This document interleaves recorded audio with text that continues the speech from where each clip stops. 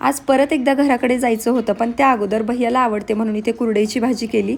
भाजी कमी आणि ते नूडल्सच जास्त वाटत होते, पण खरंच टेस्टी झाली होती. मला तर खूप आवडते. तुम्हालासुद्धा आवडते का कुरडईची भाजी? त्यानंतर गेले घराकडे. नेहमीच घराकडे जाताना एक वेगळीच एक्साइटमेंट असते की आता काय काम नेमकं चालू आहे आणि काय कंप्लीट झालं आहे. त्यात सगळ्यात आपला महिलांचा फेवरेट भाग म्हणजे किचन, कारण आपला 90% वेळ तिथेच जातो आणि बाकी कामसुद्धा हे असं इथपर्यंत झालं होतं. आता इथे कामवाली बाई नाही आहे म्हणूनच हातामध्ये झाडू घेतला आणि कामाला सुरुवात केली. त्यानंतर त्यांचे काही मित्रमैत्रिणीसुद्धा आले होते. मग त्यांच्यासोबत गप्पा-चप्पा झाल्या आणि त्यानंतर घरी यायला निघालो आणि त्यांनी काही आम्हाला छान सजेशनसुद्धा दिली.